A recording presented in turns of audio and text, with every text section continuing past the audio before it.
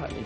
All right, so Mutala is here, Captain. Yesterday, some 16 new judges were sworn in as Court of Appeal judges. Absolutely. Yeah. It was a great moment to see some of my favorite people in there. So yesterday, congratulations to them. Yesterday at the presidency, Nana Addo Dankwa Akufo-Addo had the opportunity to swear in some of these judges that you see on your screen over there. Very beautiful. In fact, when you see the wig that they are in, that is sometimes very scary, you know. So that is Justice Lydia Osema. That's your favorite. Yao Opon, the director of the Ghana School of Law, in there receiving their authority from the president, Nana Addo Dankwa Akufo-Addo. So Justice Francis Obri, also on your screen there, receiving his moment with the president. So yesterday, 16 of them, in fact, all the 16 that were nominated, all of them passed through, and then they were sworn in. Of course, the president, you know, when you go to school, those days when you go to school, they mark the register. Lily Mohammed. Present safe. Sometimes present out. So let's hear from the president, Nana Addo Dankwa Akufo-Addo. In fact, he made a roll call. Let's hear from the president. I refer to Justice Charles Jemfi Dankwa, Justice Gifty Dechem, Justice Kofi Akruya, Justice Richard Mark Kujapwa, Justice Kwesi Boache, Justice Alexander Osei-Tutu, Justice Francis Obri, Justice Lydia Osei-Mafo, Justice Abuaji Tano, Madame Mariam Ajumai Jesse Jauhari, Madame Yao Onyamiye Jacobu, Mr. Francis Kofi, Mr. Charles William Zwenes, Berima Yao Kodie Opong, Mr. David Kwabna Adade Boafo, and Dr. Poku Eduse. I congratulate each one of you on your well-deserved appointment.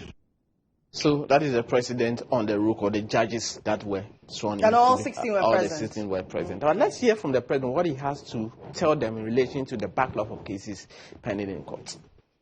One of the key challenges we face is the need to address the backlog of cases that continue to burden our courts. Justice delayed, as we know, is justice denied. It is imperative that we find innovative solutions to expedite the resolution of cases and ensure that justice is delivered in a timely manner. This will require not only efficient case management, but also the adoption of new technologies and practices that can streamline our judicial processes. All right, so that's the President of the Republic, Nana Addo Dankwa Akufo-Addo. Yes, making the case that the challenges with the judiciary is how the cases have piled up and the number of court of appeals increase to deal with the situation. So they should be mindful of this very challenge with the judiciary. So let's do a quick review of some of the cases. Was the Nana Mensah in court? Yes, Nana Mensah was in court yesterday. In fact, yesterday, the first time after the court made the order for him to open his defense, he was in court. In fact, he's not too sure how many witnesses he will be calling, according to his lawyers. They say, but what they told the court was that at least they will be calling more than 3 witnesses. Justice Ernest Owusu-Dapa directed that by 16th of September, that's the legal vacation, he should file his witness statement. On the 16th of October, a month later, he'll be back in court to mount the witness box and open his defense. So, number one will open his defense. He will speak on the 16th of October in the new legal year. Okay. Interestingly, I've seen one case that I mean it's quite interesting. That's the contempt case against the member of parliament for Maduji. Yes, so yesterday and he's been convicted. Yes, yesterday was quite interesting at the High Court, Land Court 1, presided over by Justice Abina Opon Ajindoku. And in fact, this is the judge that dealt with the Ekuapin Polos. The same judge that sentenced Ekuapin Polos to 90 days in prison for that particular act some time ago. So he said what the MP was involved in some issue that was subject of a contempt of court, and the court attention was. But in fact, he admitted the offense and pleaded guilty to it. So yesterday, Justice Ajindoku sentenced him, and in fact, the court said, "You are not an ordinary member in society, but the court is minded to impose a custodial sentence. Therefore, he was spared jail sentence, but the court imposed a fine of 600 penalty unit, and the penalty unit is 12 cedis. So multiply by 600, 7,200. So yesterday he had to pay the money before he went to Parliament. Yes. To observe the budget, media budget presentation. So in the morning he was hot before he went. So no matter who you are, the law will always catch up with you. The law is no respecter of any person, of course. Yeah. So. There were a number of cases that didn't have any sitting because obviously of the jurors. Absolutely. But the other case that didn't have any sitting was because the person involved was the minority leader. Yes, and he had to be present yesterday Absolutely. when the finance minister presented a media budget review. So obviously that case was a no-show. So the ambulance case, of course, is the one that we are talking about. So Richard Jakpa was expected to call his second witness, Dr. Alex Segbefia, former Minister for Health. But of course, because of the media budget presentation, so the case was adjourned. So this case will be back again on Thursday, that is tomorrow. So that was how come there was no show. So because of the sitting or the activity in Parliament yesterday, so that's how come the ambulance case. And you know, yesterday we predicted that probably the Serwaa Amihere murder case. Oh yes. And then the what do you call it? The JB Sexy Dondon. Absolutely. Yes. So yesterday, like you mentioned, rightly so, the jurors are not back. The issues we already know already. So yesterday, when Justice Lydia Osema Koliva did not sit because she was also involved in the promotion of others, Jubilee House, and so that case involving the Serwaa Amihere murder, where they were supposed to meet for a verdict, didn't come on. Sexy Dondon was in the witness box testifying. That case also is a jury trial. That also did not come on. So yesterday, ambulance, no show. Serwaa Amihere murder, no show. JB killers, no show. So those are some of the things that happened yesterday in relation to these very cases. So every day we tell you why some of these cases will be delaying and why sometimes what will happen and what is not happening. That is the importance of this show. So that you know that when the case is delaying, you know why. You know the reason. Yes. But let's look at the cases coming up today. Ex-PPA boss is expected back in court. James Jachikwe also. Well, today, I mean, there's no budget. So yes. He's expected back in court. So that is James Jachikwe. Yes, he's expected back in court today for continuation of the trial. And the last court sitting before Justice Mami Ikweyenzu, it is clear that if it is likely that the witness, they might even take the witness via video. So that arrangement has also been made. So that is what we expect for the continuation of the case. This trial is ongoing. Prosecution calling witnesses. Ex-PPA boss? Yes, subject matter of 8 charges, or 8 counts of charges, and he's expected back in court today. In fact, he wants his passport. I'm sure that he wanted to travel somewhere, but prosecution is opposing to that. In this case, it's being dealt with by the OSP. So that is one of the things that will be happening before Justice Marie Lewis on the criminal court too. So that's what we expect in relation to this one. Justice for All program. Yes, one of the important programs that you look forward to, the Justice for All program today. The program is touching base at the Serwaa Medium prisons over the weekend. Earlier in the week, we saw that the team was in Kumasi, and we know the story of a 14-year-old juvenile who has been discharged but has been unlawfully kept on remand for quite a very long time. In fact, Justice Homia is demanding an investigation into that. So that is the concept, that is the beauty of, or that is the significance or the objective of the Justice for All. Storm the prisons, those who have been on remand for so long, either to, if convicted, they wouldn't have even spent that much time in prison. So the program is now going to the prisons to identify those people, and justice is served on them. So today, with Justice Efia Serwaa and of course, one of the new justices of the Court of Appeal, Justice Lydia Osema, the team, Justice for All team, is touching base at the Serwaa Medium prison. A lot of the cases will be heard, and our subsequent bulletin will bring you what exactly will be happening, and who will be freed, who will get the opportunity to walk free, and who will not get the opportunity. So I'm sure families are praying by now. For them, most definitely. Thank you very much, Thank Captain. You, Lily. So that's Mutala Yunusa. I'm bringing us all the happenings in court as we have it here on the show. That's it for court today. Welcome back to the show. This is still GH Today here on GHOne TV. It's now time for the breakfast review. You know that on Wednesdays we have an all-female ensemble, but today we have our men who are here to support us. We always need them, don't we? My guest this morning, Haji Rabi Salifu, is Deputy Director of Communications for the New Patriotic Party. Dr. Ramsey Inusa is the Senior Communications Director for the... Come again? Okay, he's a communications member for the Movement for Change. So they are what? Defunct NPP. Not all. So today will be two. Lily, that perception needs to be corrected. Two against one. And then Liz Okwache is a member of the NDC communications team. Good morning, ladies and gentlemen. Good morning. Good to have you. Haji, I've not seen you in a tad bit. Yes, you know, I'm part of the Hajj operations almost every year, and that's what we do. Normally, I go on advance to help all other team members to put in place the right things before the pilgrims arrive. Okay. And fortunately, we had a very successful Hajj this year. You heard of the sun wave that killed a lot of people. I mean, the heat wave.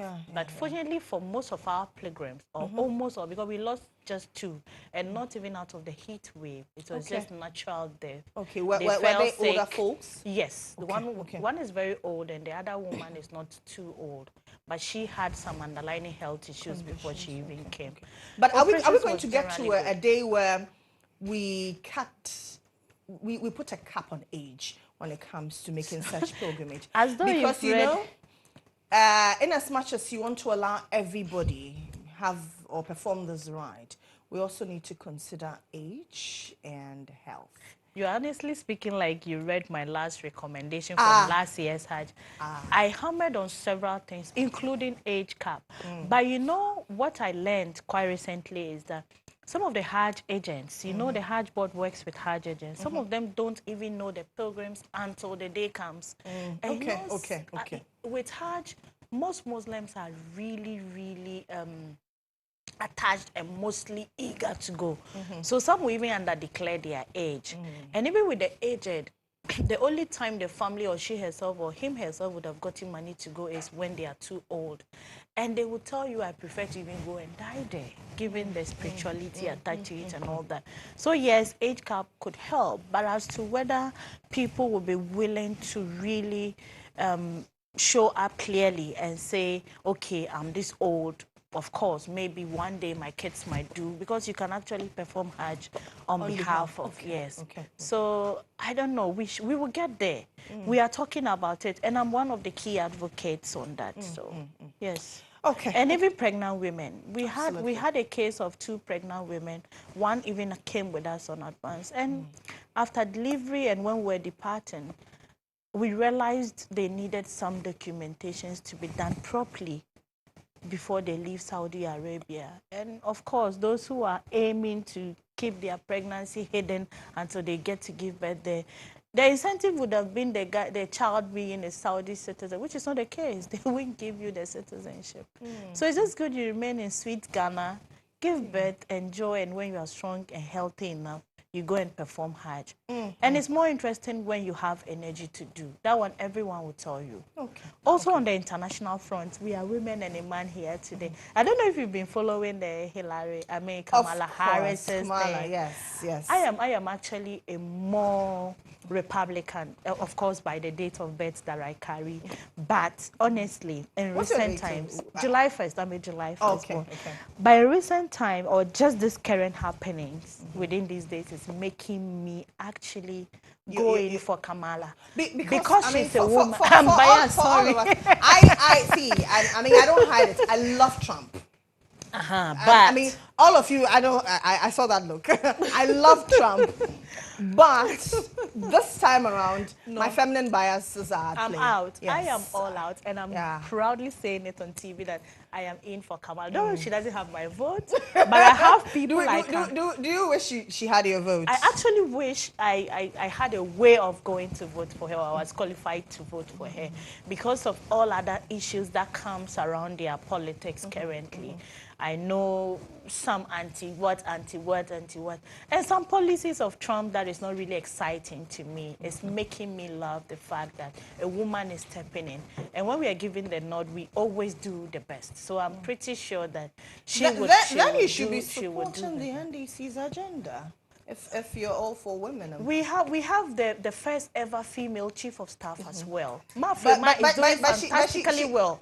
So at it doesn't point, place NPP at the other side. No, you see, so that is another angle of the argument. I listened to one senior communicator of the NDC whilst even in Saudi on, a sister platform of yours, when she was asserting that, and they have chosen what's her name? Professor Jane, Prof, and all that. That's a good one, of course. No one should run away from that. And as women as we are, we shouldn't be hypocritical about it.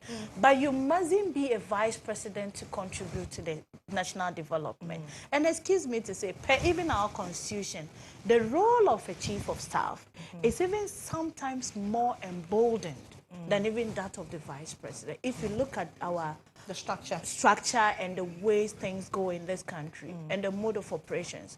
So for me, you have a point, but you don't really need to rub it on our face. So it's about impact. It's about whose voice is heard. What's the point being a running mate when, of course, nobody even sees you? Even last night, I was asking my husband, I don't want to mention anybody's name. I noticed there is a new face that has come up. And when you look at the happenings in the North as they have all moved to go and do their campaign launch, you would see one face being projected. So I'm like, did they make a mistake by choosing Madam A as a running mate and not B? Because what's the point? But of course, I'm sure Lisa has a lot of answers on that. But let's look at the budget presentation. Let's delve into it. Yesterday, Finance Minister Dr. Mohammed Amihere was in Parliament, and I thought he was going to disappoint me by not being late. He was awfully late. I stood here and waited till about 3 p.m. till the budget review. And this is not like the main budget that we're going to determine how the country is going to be run, how we're going to expend, how we're going to mobilize revenue. So I was expecting that, well, since, in the last couple of weeks, he's been talking about the economy rebounding. He's been talking about inflation doing better. He's been talking about this. Well, so all these things would have been in your books coming to present to us. But he was late, as usual. And he didn't disappoint me at all by being late. It interests you to know I was around. And it was well interest you to know he wasn't late to Parliament as an individual. But, I think there is a lot more that can be done. And the Parliament can do better. And when I say Parliament, it's inclusive of all of them. Most of them actually were not really ready for the process. If you say most of them, you mean the parliamentarians themselves? But from the majority, minority? We know what happens. We don't need to single out anybody. If they are not ready, they are not ready. So I think the right thing should be done, and they should do better on timing. That's what I can say on that. Yeah, they should do better. Be it who, the speaker, the finance minister, the parliamentarians, either from opposition or from the incumbent majority, whoever should be there. That issue of Ghanaian time, Ghana time, and all that, we should all move away from it. I think that as Ghanaians, we don't respect time. We should learn to respect time, because time is everything. If time you is do money. proper planning, everything, time could lead you into the best of day you would want to have. And time could give you the best of success you might be requiring. So for me, I think time one of the things that caught my attention was the restoration of road tolls. And I was wondering, government, prior to the introduction of the e-levy, said e-levy was going to generate the amount of money that we needed. Was it that government expectations were short-lived? Are we going to see a scrap of the e-levy after the reintroduction of the road tolls? Or are you still going to maintain the road tolls and the e-levy as well? So what I always tell people with my developmental background is that change is unabated. That's one. And two, I think the best implementer is one who makes a pause and say, let me review. That's why we, of course, have quarterly reviews, we have annual reviews, we have monthly reviews, we have feedback, and we have progress report and all that. You just don't look at your project being implemented or policy being implemented wholesale. Say I am on it, and because I'm not ready for critics, because I am not ready for any constructive feedback, I would just go. No. If it is yielding effectively, you review and continue. If there are some gaps you need to relook at, you pause, look at it, and see how best you can adjust. And if there is even a need of cancellation entirely, you go by that. So for me, yes, to comment on, say, e-levy is coming, is being scrapped off or that. You remember some time but we had such discussion that, look, could we consider getting it off? Yes, the point is, I don't have the capacity. Is that something the NPP will look at? Because we've heard Dr. Bawumia mention. It is possible in this nation to have anything useful for our own progress. Will the NPP scrap the e-levy? I don't have the capacity to give you a yes or no answer at this moment because it's a collective decision. And sometimes, of course, this thing has to go through all channels to cabinet and all that. And with cross-examination. Because if you don't just discuss a policy, if you don't weigh the pros and cons and just come to say, because ABC is calling for a scrap, we are taking it off. That doesn't even make you a very good team that is leading a country.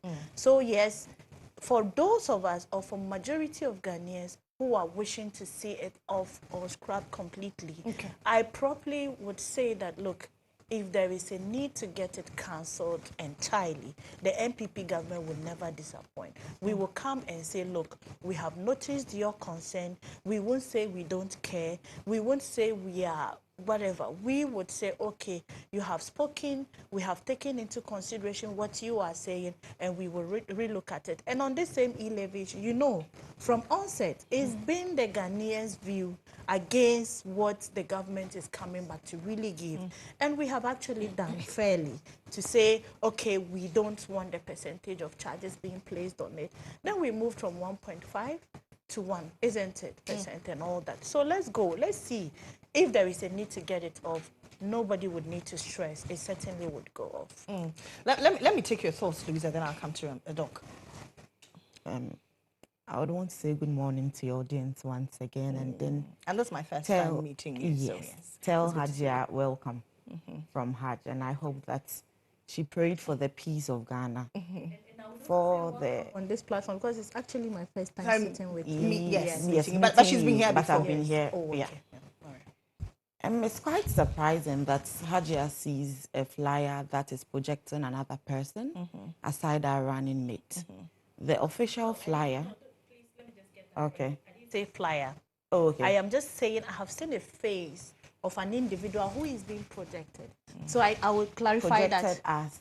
I have seen, look, I don't like going personal. I have seen an individual from your party who is fairly not new in Ghana, not new in the whole system, especially when it comes to communication and all that. But we have something we call promotion and agenda setting in politics. So I've seen this individual being extremely projected in the northern region. And I was just wondering that whether Nana Mensah, it's not that it's not, oh, I'm giving another person. Yes. Whether she is not enough, or they are just setting another agenda. I'm just chipping in that. Not okay, to so she will answer that. Yeah. There is and when we finish the show, I will tell you. Okay. It's not fair to bring in to call out fine. anybody, but I'll That's tell you. fine. Okay. But I would want to reiterate the fact that going into election 2024, the running mate remains Professor Nana Jane Opoku-Agyemang. Right. And one thing the NDC believes in so much is that we are aware of the strengths of everybody. We understand that there is language barrier. And as a party that has a flag bearer being an astute communicator, we understand that every individual in this country should be engaged, and language shouldn't be a barrier. So if other people are internally engaging people, it's on that collective effort grounds that they are doing so for the victory of the NDC come 2024. But as we all know, on Saturday, when President Mahama was at Nungwa, Professor Nana Jane was also in Cape Coast. You mean President Mahama? Yes. or president of the republic. Whether a former president, a sitting president. Hajia, please, if you interject, Once a you know when you're president, speaking, she will interject always too, a president. so please allow her. I won't do that So again. when he was at Nungwa, Professor Nana was also in Cape Coast. Right. So we are running a campaign that is engaging every single person at the same time, leaving nobody behind and not any stone unturned. I am very surprised that Hajia will now want to explain what review is to us this morning. When former President Mahama, the visionary leader, said, the free senior high school policy is undergoing a lot of challenges and we could do better with the implementation. Every public policy is not run in isolation. While it's in progress, we set some key performance indicators, be it the objectives and aims of the policy. So while the policy is being run, then we are also trying to do vis-a-vis. Are we achieving the objectives? What is going wrong? After the program has been run for a while, we take a pause, have a look at the lapses and prefer new solutions to make the implementation more effective. And that is what review is. We were in this country when the NPP said that the NDC's definition of reviewing a policy is cancellation. So if Ajia says this morning that they are going to review, are they going to cancel everything that her government has done? And then moving on to whatever there is this morning on the issues of the budget, it was also quite surprising that the minister gave the address very late. I set a time frame for myself because I have other things to do. When I set off to come here this morning, I knew from my locations to this point, if I don't leave early, I'll meet traffic. So I got here at exactly 5:30 a.m. Time waits for no man. So as a country that is seeking to develop, leaders are always the people who are supposed to lead the path, and we follow. So if they are always late, then I don't know the kind of path they are showing the citizens to follow. And the mid-year budget review, for me, is an empty Conco budget review that is full of nothing. Much ado about nothing. Why do I say that? As an ordinary Ghanaian, I was expecting that the budget review was going to touch on the sensitive issues that is affecting Ghanaians and give us a clear path as to how those issues are being tackled and how it is going to benefit me. One thing the NPP fails to admit is that they are not a party in opposition. They are a party in government. And governance is all about giving solutions to the problems of the citizenry. Either than that, we will run the country, everybody will move about their daily duties without caring for anybody being a leader. But once we all agree for that system of leadership, then it means that those who are leaders we have appointed or voted for should be in the position to give us solutions to the problems we are living in. But I have followed the campaign of Dr. Bawumia, and he said that when he becomes president, he's going to take off COVID levy, he's going to take off the BET taxes, he's going to take off a couple of other things and make import taxes, give some waivers and make it relatively cheaper. But is he not in government now? They made us believe as if Ken Oforiatta was the problem. We were all around when their parliamentarians went on a spree. Some parliamentarians went on a spree to actually say that the president should take Ken Oforiatta out. So I was thinking that if people from their own family are telling us that, then it meant that Ken was a problem. Now Ken is no longer there. So the new person who is in now, we should assume that could do better. But this is abysmal and very shambolic. In that, we still have the COVID levy on there. we still have the sanitation tax on there. So what at all are they doing to make Ghanaians' lives better? As we speak today, food inflation is a record high on West Africa. The entire sub-region, Ghana has the highest food inflation. And if you ask, they will tell you, planting for food and jobs. I have always said that the MPP is a party that believes so much in public relations and use it for their benefit against the interests of the ordinary Ghanaian. How so? What did we see the then Minister for Agric do?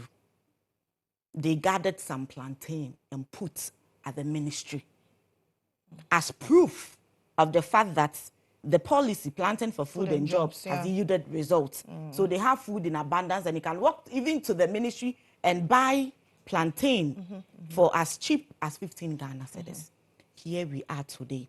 In the budget, the minister said they have wasted 2.8 billion on planting for food and jobs. And if you ask me, it's planting for hunger, planting for food inflation. It's billion, not million. Billion. Yeah. Planting for hunger, planting for joblessness, planting for a record high food inflation, and planting for misery. Because as an ordinary Ghanaian, when we talk about the economy, a lot of people would want to look at something big up there, something that we cannot relate with. But what is the economy to the ordinary Ghanaian? The economy to me, and I know everybody watching us at home, is that I have the purchasing power, what it takes to take care of my basic needs. What are my basic needs? Clothing, shelter, food, healthcare, education, security. So if the government is not in a position to provide me with all these things, then the government has failed woefully. Then they throw about figures that the economy is recovering. I sit back and I laugh. Are these the same crop of people who together said that in 2016, the growth pattern of the economy then was incompetent? But the growth pattern of the supposed competent people now cannot even be compared to that of 2016. What I am saying is that if you claim that you are doing better, the caveat should be 2016. Because whatever they do, they mention President Mahama. So if yours is competence, then your caveat should be way above that of 2016. But here we are celebrating mediocrity. We are celebrating stagnation. If you tell me today that inflation has dropped, what it is that prices of food are not going to reduce. That is the truth. Nothing but the truth. The only Food thing inflation actually sits higher than the national inflation. The only thing it means is that probably the rate at which prices of items increase would be at a standstill for probably 3 weeks or 4 weeks. Aside that, we move on. This morning, everybody under the sound of my voice would want the voice of hope. Because we are in a country that over 1.9 million youth are unemployed. We live in a country that today, eating has become a formation when the government claims to have done planting for food and jobs. 0, 1, 0. You don't eat in the morning, you eat in the afternoon, and you don't eat in the evening. That is the state of the ordinary Ghanaian. Surprisingly, I would want to find myself as a Ghanaian in an environment that will give me, as a person, the power to buy and to own everything I need and want in some cases.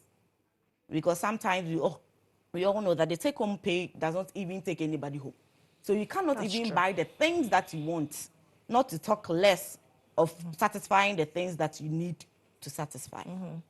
But in that budget, I was expecting something that I didn't see. I was expecting that jobs, new jobs, physical jobs. You're expecting him to say that he will create new jobs? They have given us this channel. This is what we have done. 5 months ago. This is what we are doing. Lily, We have 5 months to go. Should we die of hunger and poverty? Absolutely not. 5 months is more than enough. Somebody doesn't stay on food for 3 weeks, I don't think they will survive till 7 December. So it is not all about elections. I've always said that government, it's in process. Whether you lose or you win, you don't move away with the country. Somebody comes in and continue. So the onus is on you to do your country good by living a state that is well governed. So it was very surprising that that big problem we have was not touched.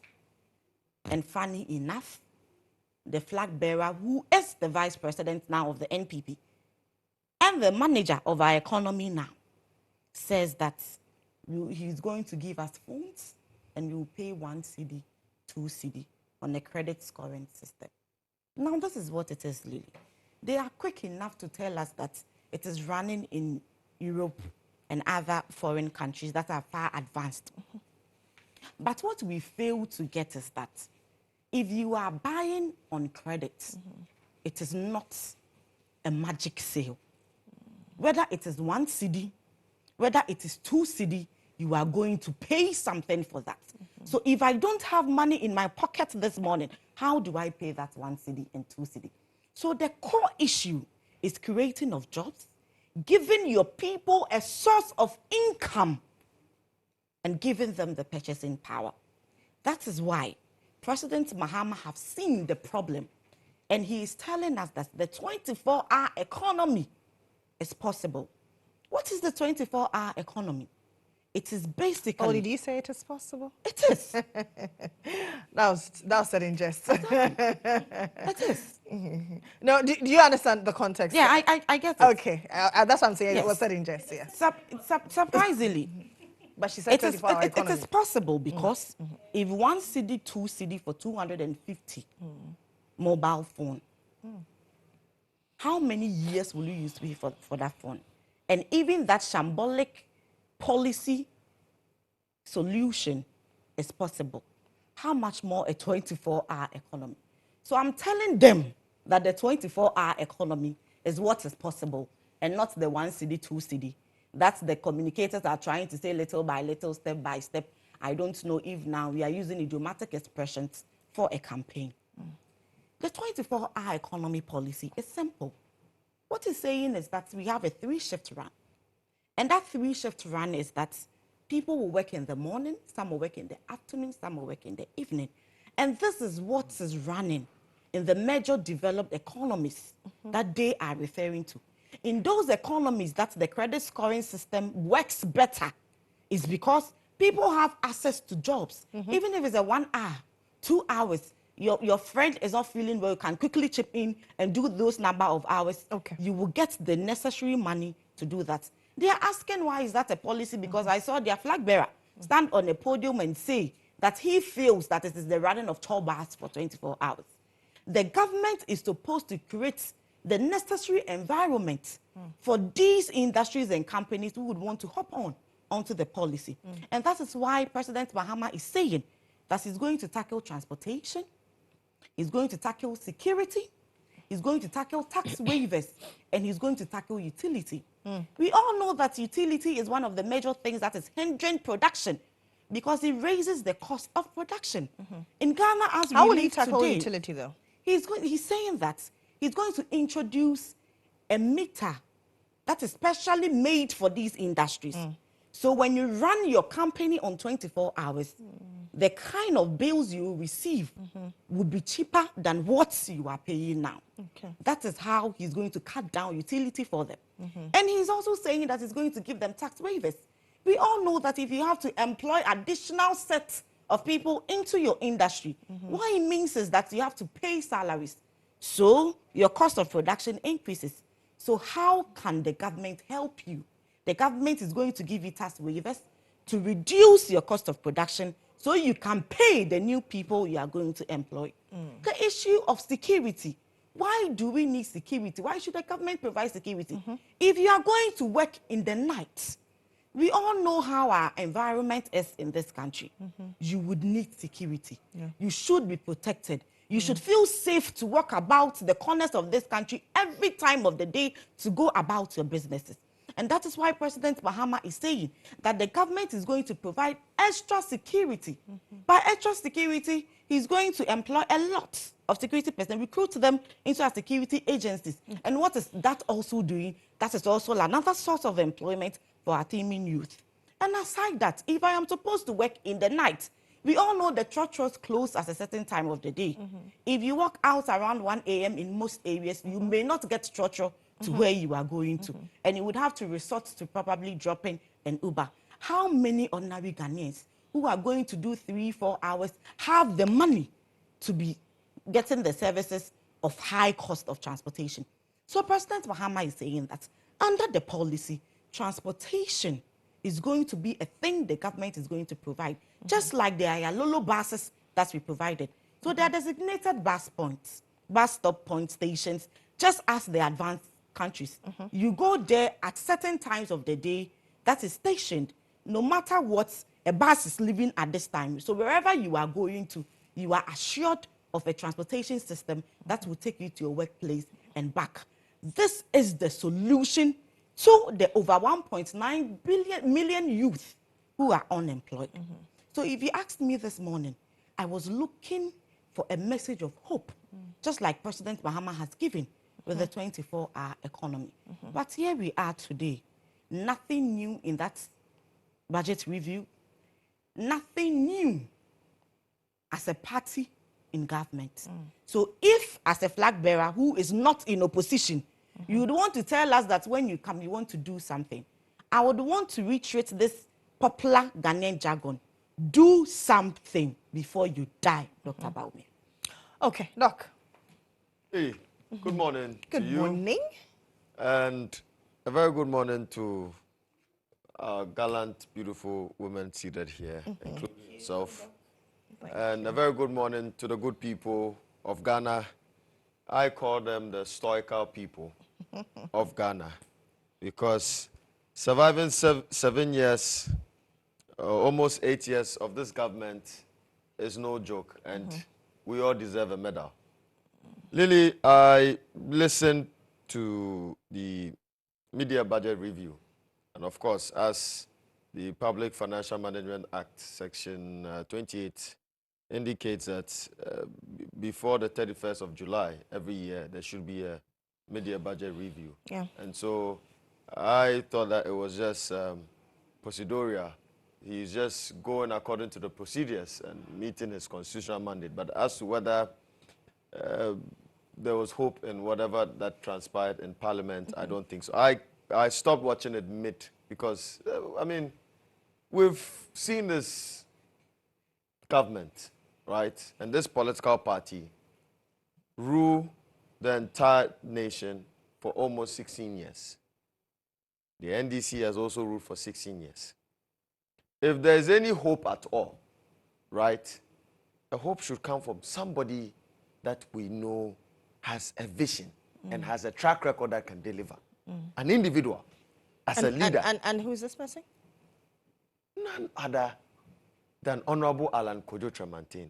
But he's been a member of the 16 years. He's been a member of the MPP. A key member for that He's matter. been the founding member of the MPP. Great. Right. And so if I say a leader, Ghanaians are looking for a leader, not a political party. Right. We're looking for a leader. And there's a precedent that has been set before in the history of this country. In 1949, Dr. Kwame Nkrumah left the UGCC on principle that the UGCC was not upholding to the founding values and principles, right? He left, created a CPP, and gained Ghana's political independence. Today, 2024, Honorable Alan Kojo Tremantin has left the MPP in order to what? And ensure that he gains Ghana's economic independence. We have our political independence. Now we want to channel our energies towards economic independence and resilience. And so, Lily, yes, he was part of the MPP. It's a fact out there. But he left on principle that the current party of the MPP is not upholding to the same values and principles, right? My father is also was a founding member of the MPP. Aja knows that for a fact. He was actually the campaign manager of President Kufuor. And in 1996, when the Great Alliance was formed, he was actually supposed to be the running mate to President Kufuor. But due to the Great Alliance, he had to step down for call in Kese. And so we know the MPP very well. And when I say that the MPP has lost its values and principles, of course, I am also a stock of the MPP. For my father, and I mean, my father even started his political career in the UP in 1976. He stood for the Wali Wali seat. And so we are even, I would say we are a stock of the UP. But the current MPP is not the MPP that we know, the MPP of President Kufuor. That is a fact. And if you look at... What has changed for you? I think one of the key things that we need to really look at is the issue with corruption. In 2016, the MPP and collectively with the media raged an anti-campaign, anti-corruption campaign war against the NDC, which of course there were a lot of corrupt activities under the Mahama regime. That was a fact. But we were thinking that this current administration will do better and will score better as far as the corruption perception index is concerned. But unfortunately, Lily, we've just seen that they are also the other side of the Siamese twins. They are twins. And so the MPP that we know, Lily, like I said, is not the MPP of President Kufuor, the MPP of Edu Buhari. You know, corruption, mismanagement, incompetence, right? In public administration, I am a master of public administration.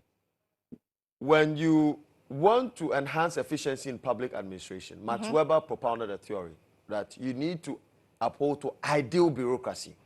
And when you have ideal bureaucracy, then you don't need to politicize your public administration. Today, what do we see in our public administration? People rise to positions based on their political affiliation, right? If you speak up to something that is wrong, or you act in a virtuous manner in a public polity, you tend to be sabotaged. And that is what we've been facing for the past 32 years. And it's time we put an end to it. There are a lot of people with merits, Lily. We have a lot of people with erudition from all walks of life. That's due to the kind of politics that we run in this country are not even attracted to sacrifice themselves for national development, right? And this is a time we Ghanaians have to rise. And that is why a leader has appeared, Honorable Alan Kojo Tramantin. And he has propounded a fantastic plan under the Great Transformational Plan that one of the themes underpinning the movement for change is that we need and we have, and it's a must, to build or create a government of national unity. Because but at what point did Honorable Alan Tramantin realize this?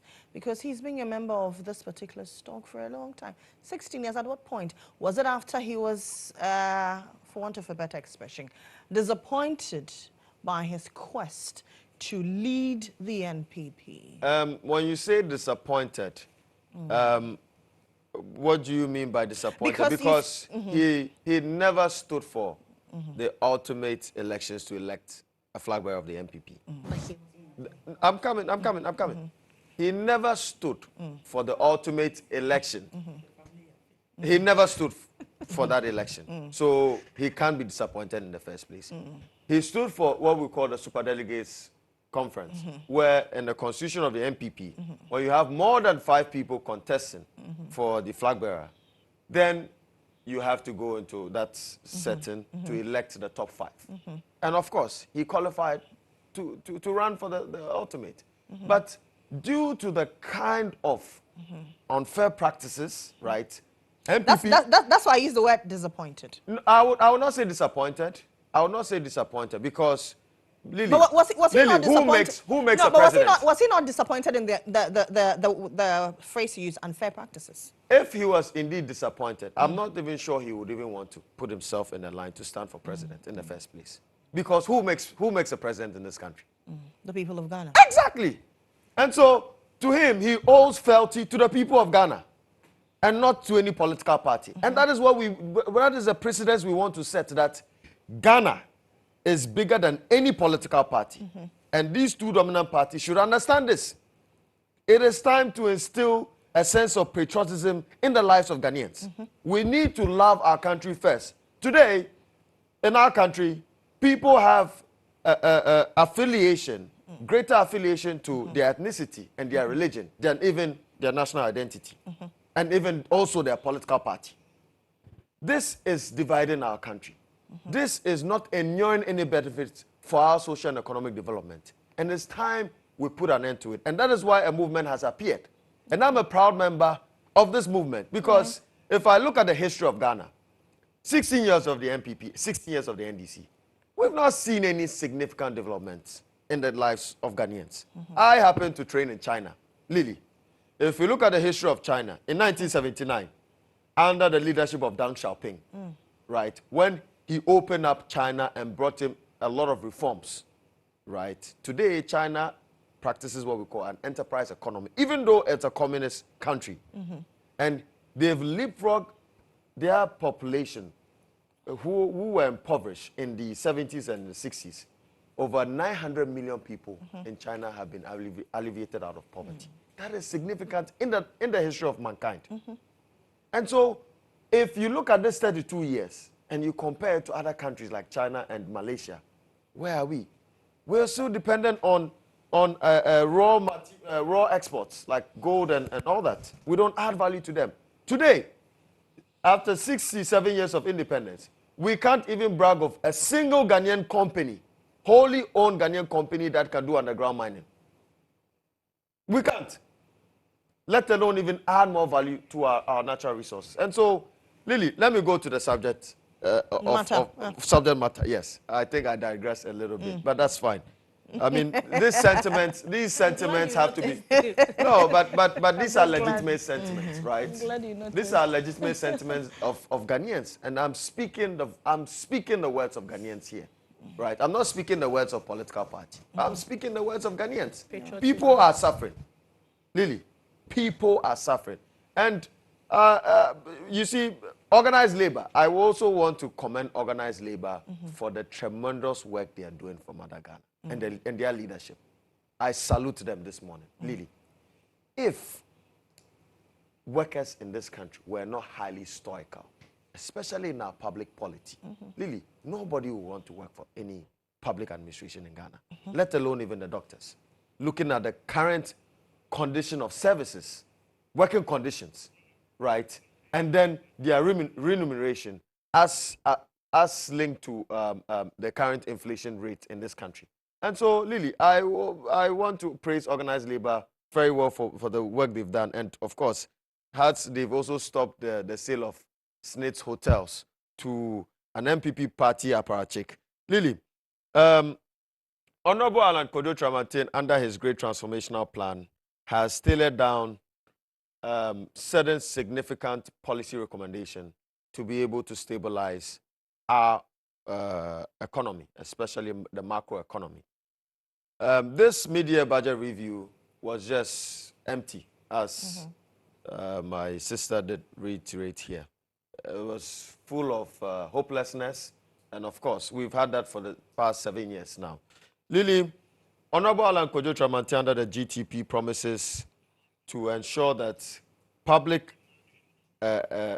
deficits does not exceed 5%. We would have that strict fiscal discipline, right?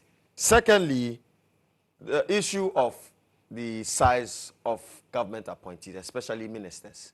We've heard from all these parties, the MPP and the NDC, on the number of ministers that they would appoint. Honorable Alan Kojo Tramantin is going to lead a lean government in the history of Ghana. And we are not going to appoint ministers not more than 40. So there's a cap. We would appoint only 40 ministers.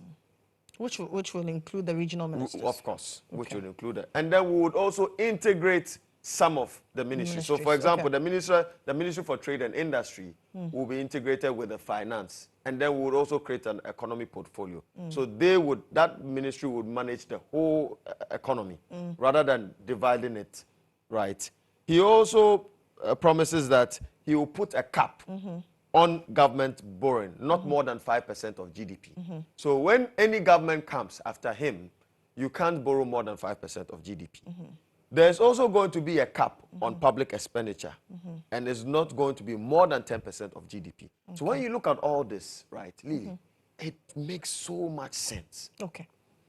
In tackling a lot of our macroeconomic woes. For example, if you look at the report by ASET, right, in every election year, government deficit is doubled. Budget overruns. Yes, and you know why.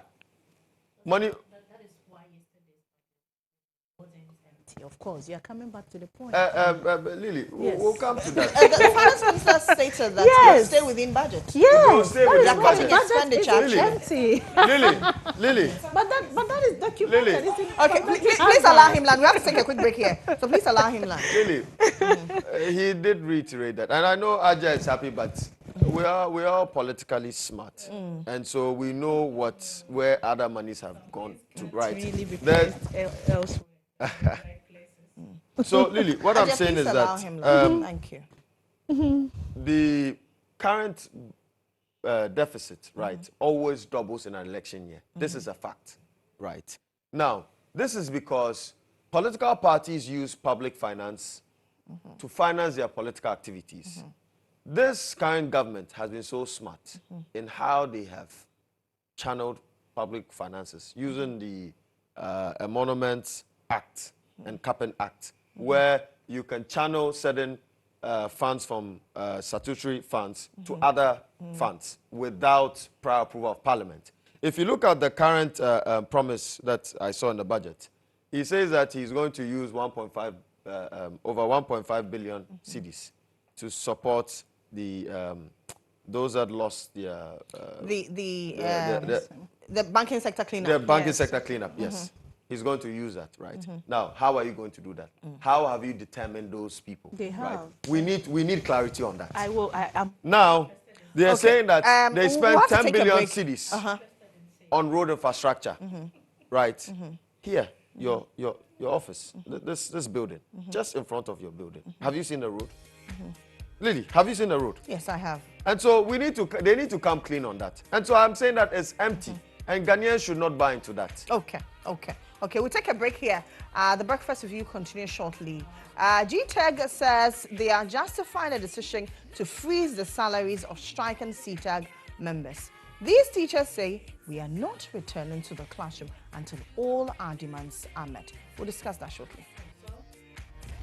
Welcome back to the show. This is what you don't get to see, and so it's exciting. It's exciting when we're off air. Hadia, I know you miss us. It's okay. I know you miss us. Really? Yes. So before the break, I mentioned that CTAG members are still on strike. Now GTEG says, Controlling Accountant General, please freeze their July salaries because the whole of July they have not reported to the classroom. The teachers say, well, we're still adamant. We are not returning to the classroom anytime soon. Hadia, I know you have a few rebuttals. Just use a minute to do that rebuttal and then touch quickly on the striking CTAG members. You know, having listened... What's the plan of government to help them return to the classroom? Having listened to, before I even come to the CTAG and GTEG, having listened to Louisa, I'm not actually surprised because from NHI to school feeding to free SHS, to ambulances that they will even use for their demonstration processes. They said it wouldn't happen. So if she's asking how will the payment, or in any case, payments will be done after all, they have always doubted whatever, including their members of parliament walking out and in. But what I am so always glad about is the parliamentary hands that doesn't lie. When you go to the archives, you see their reactions, you see their sound bites, you see what they would have said in the past, and you come back to what they will come back to get. If free SHS was resisted this strongly and later being claimed by this same political party, then any other policy can be given such reactions. So I'm not surprised. Back to my brother's point on budget being empty and all that. Lily, we are in a country that needs two critical things. One, cutting down expenditure And then 2, building revenue or revenue mobilization. Yesterday, as for on expenditure cuts, I sat on this set and I have said it many times, including having discussions with their professors and senior communicators, telling them the essence of cutting down the number of vehicles on the roads shouldn't be undermined, telling them the monies that we would have used for maintenance of these same vehicles that we all found huge topics to discuss in this studio will not happen again, telling them that, look, we have withdrawn all these vehicles but for cross-country activities, telling them that, look, we have cut down on conferences, international travels, even UN General Assembly. You would be interested in knowing the number of people that are taking there as a delegation. Somebody would even come to mix that up with the Dubai, the climate change conference and all that. But let's come to even to what we are talking about now. Revenue mobilization. We have seen the policy reforms and the collaboration that we are seeing between the finance ministry and the GRA. Today, we are confidently saying by the tax invigilation, by the new reforms that has been introduced, and even reinforcement of the old tax compliance reforms, we are making a headway. And he would tell you that, look, the 0.2% that we have made in the second quarter is not just a joke. That amounts to significant amount of money. And I am telling you, this expenditure cut attempt is what got us cushioned. It's what kind of went against what the naysayers were telling us, that this country is going to collapse and the economy is that bad and blah, blah. And we were still able to pay the same labor unions, the same workers of this country, even when we were in difficult times. You see that? So that is telling you this is a government that is able to sit to say, look, what we have to do is to come to paragraph 77. And I'll just take your time a little to read that he said, Mr. Speaker, in line with its commitment to ensuring all disclosure, and that is, yes, disclosure of, no problem, of retained internal generated funds, and we are talking about revenue mobilization here, by public institutions, government has deployed the Ghana.gov platform. And this is also being coupled with the GIFMIS. And the GIFMIS is Ghana Integrated Financial Management Information System. What is this sought to do? Is to track the funds or the kind of inflows that every institution under these systems will be able to do. So it is telling you the attempt. He even touched on, I don't know whether it's my brother, Doctor, who asked of what the 1.5 billion could be used for. You remember in the budget, the review statement, he said it categorically on how this amount of money will be used to cushion or to support people under the debt restructure. And people who are there are basically people who are within the brackets of SMEs. And just last night, I listened to Honorable Stika mention it on Joy Prime, that look, what the minister is basically telling us is that we would identify about 100 of these people on regional base, and that is going to be apolitical. We would get them supported to be able to build their muscles to recruit or employ more other people. And when you talk about jobs, this is what I am telling you. The National Youth Employment will give you this manual with a breakdown of sector investment they have done. That is community protection assistance. They will tell you the figures under community health model. They will tell you under prison officers. They will tell you under youth in trade. You want to talk about and your I will government's talk about achievements. I will talk about several other things. So I want to know government's plans for the CTAC striking members.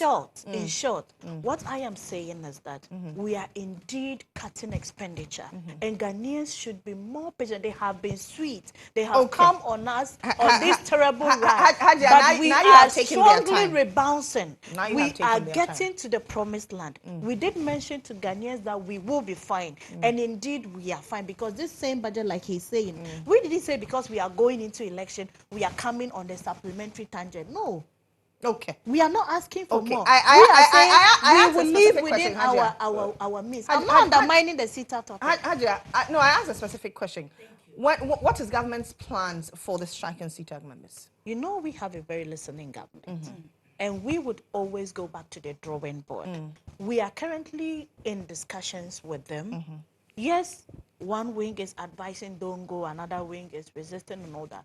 What matters at this point is the continuity of the discussions that is ongoing. And I will assure you, like I have always done here, and it comes to passes. I would come and sit here and tell you, Lily, the reality is that they are having negotiations, they are in the drawing board, and they would come back with useful Actually, you have been my prophet on the show anytime I ask you about these things. And if I don't know, I'll tell you I don't know about it. So what I am so sure about is you're sure they are returning to the classroom? having discussions currently, and what the outcome will be in the betterment of Ghanaians as a general, and they themselves as workers. Okay, Doc, let me Lily, quickly take your thoughts. Before I come to that topic, I feel highly ebullient when I hear the MPP. When I hear the MPP use the successes of Honorable Alan Kojo Tramartin. Oh, successes of him? Please No, allow him. he was part of the system. Please. No, we're out of time. He initially said. No, please allow him to speak. Honorable was disappointed. I never said Honorable. No, I use the word. Please, so I never said please, Honorable. Let's Anyway, go. so you have 2 minutes, please. I'm glad they have realized his blueprint as far as national development is concerned.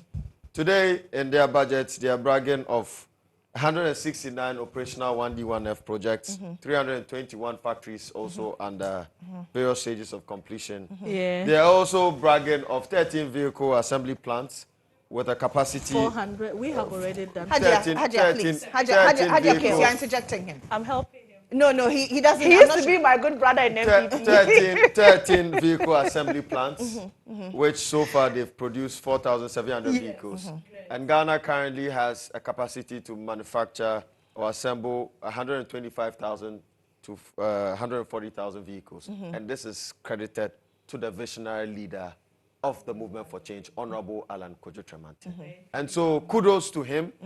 And the MPP has rarely lost a gem. But Ghana has gained a gem. Lily, with the strike of CTAC, I am not surprised. And I keep on using the word stoical, that organized labor has been highly stoical with this current government. I want to see more strikes on the streets of Accra from all sectors and all walks of life, because the current leadership we have is not a listening government. The current government we have is not a government for the people. The current government we have is a government for friends and families. The current government we have has formed what we call a kakistocracy, that today people with merits do not uphold certain viable offices. And that's why we're seeing the current economic woes and predicament we're faced with as a country. Lily, CTAC should stand firm. We are in solidarity with them. And we are in solidarity with the millions of Ghanaians that belong to organized labor that have not had their demands met by this current government. And we will always support them in their quest to ensure that there's fairness and there's equity, and government upholds and egalitarian principles as far as national development is concerned. Okay, Lisa. So in what Hadia said not long ago about getting more revenue and cutting down on expenditure, they didn't actually give us a clear roadmap on what expenditure they are going to cut. But she said they are going. You Been said cut in the past. She said And I've told you what they are going to. No, I did mention. She didn't listen. They are going to cut that. But We are cutting. We have cut it. I will not believe the words of somebody who claimed to protect the public purse but came swimming in private jets at the expense of the ordinary Ghanaian. And the 0.6 revenue they sought to achieve in their budget conversation is actually saying that they are going to do revenue compliance. That compliance is that whether you have the money or not, they are going to harass businessmen to provide monies. If you are going to widen the tax net, get a lot of people to pay taxes so you get the necessary revenue needed, it all boils down to one thing, creating a source of income. Because if a lot of us are working, you are paying 10 cedi, I am paying 10 cedi, he is paying 10 cedi, that is 30 cedi. But if it is only Hadia who is working, and she is burdened with paying that 30 cedi, and aside that, try to take care of a relative, she will be burdened and she will close down. Because we have a country where the cedi is always depreciated. So if as a businessman, as it stands now, if I have $1,000 to go and import anything, in the next 2-3 months, that $1,000 would amount to around $700. I have lost in my basic capital. And then if I have lost in my basic capital, where do you expect me to get money to pay for the taxes? Then it means that I will pay you the taxes, I will close down and go sit home and look at you to give me interventions to eat and feed. A country is not run like that. A country is run on the basis where the tax net is widened, where we can get enough revenue. When I spoke of harassing businessmen, I just said, no.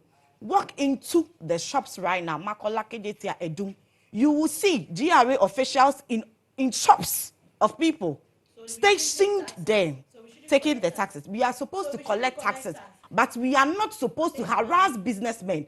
We are not supposed to create an environment where we cannot get foreign direct investors, where we will scare away investors. So what I'm saying this morning is very simple. On a very important topic, and just the latest data from the UN. Let me land on. I want to land on the note of e-levy. Before e-levy was introduced, a series of stakeholder engagements were done. They traveled to a lot of cities to engage people that we are going to cancel tolls and then ascribe to e-levy. E-levy is going to take away all our woes and burdens.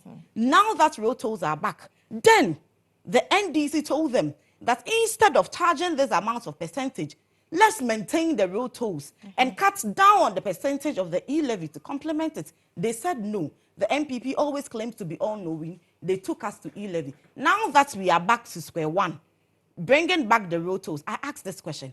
If causing financial loss to the state is what they are dragging people by left and right, even on premises that are false, who is going to take charge of the loss they have caused to the state by those stakeholder engagements they did to forcefully deceive Ghanaians on the e-levy? So I asked Ajia, the e-levy that they did, Kojo Opon Kroma and the then finance minister went around. Now that we are having the tolls back, the monies we spent and sunk into those community engagements to force people into accepting the e-levy, who is going to take charge and prosecute actually these people for causing financial loss to the state? Okay, can we touch on CTAG? Just 30 seconds. I would want to say that the MPP government is always insensitive based on the premise that if I am on strike and then I tell you that these are my conditions and you want to negotiate with me, you don't put a shackle on my feet and neck. You try to negotiate and tell me, probably government is in this fix. We cannot give you what you want, but be considerate and also meet us halfway. Probably we are demanding for better conditions of services with an increment of your salaries and all that. Instead of the percentage you are giving us, we cannot give based on our current situation. We can give this, plead with them and let them go back to the classroom. And there is this part of the CTAG I want to talk about. You see, in as much as it is a formal sector, these teachers have gone home, students have gone home. There is an informal sector in these schools that I am concerned about because they are the ordinary Ghanaians. There is that Ajia, there is that Auntie Araba who sells pure water and puff on these campuses. Now that they are home, all these people are also at home and their livelihoods are at risk. So I will plead with them. We know times are hard. Ghana is in effect now because these people have run the economy down and they have no solutions. So we will plead with them that for the sake of Ghana, we are begging them to consider whatever alternatives they will get now. But for 7 December 2024, they should remember how rudely this government has treated them and vote for President John Dramani Mahama to reset the economy. Okay, thank you very much, ladies. Thank you very much, gentlemen. So that's Louisa Kwachi. She is a member for the NDC Communications team. Dr. Anzi Inusa is a member of the Movement of Change Communications team, and Haji Arabi Salifu is a Deputy Director of Communications for the New Patriotic Party. That's it for the breakfast review. When we come back, we talk about parenting. Stay tuned in. But as I grew and I got to my, I finished university, my first job, or no, not my first job, but one of my first jobs, one of the jobs that shaped me was a job with the United Nations World Food Program. And I was a field monitor for their school feeding program. And I saw I was very drawn to what the children were doing, how they were learning. And that sets the tone for my Becoming a career. parent. So in 2019, when I started a school, I really wanted to understand the behaviors of children. I really you have a school? Yes, I do. Okay. I have a school, Orange Feather Community School. Shout out to my teachers. Orange Feather Community School, located in Ashongman Estate. Okay, okay. So when I started the school, I really wanted to understand children's behaviors and children's learning styles. And one thing led to another, and this became something I love to do. And I realized that it is the innate thing that kept telling me I want to be a mother. It just made me want to nurture. Well, was it something you saw at home that made you want to be a mother? So in my journey, I've tried to reflect on the reason why that was a thing. I don't know. I can't, because I grew up in an awesome family. I had an awesome dad. Also, I can't tell you exactly why I wanted to be a mother, but it was just something that. Were your parents strict?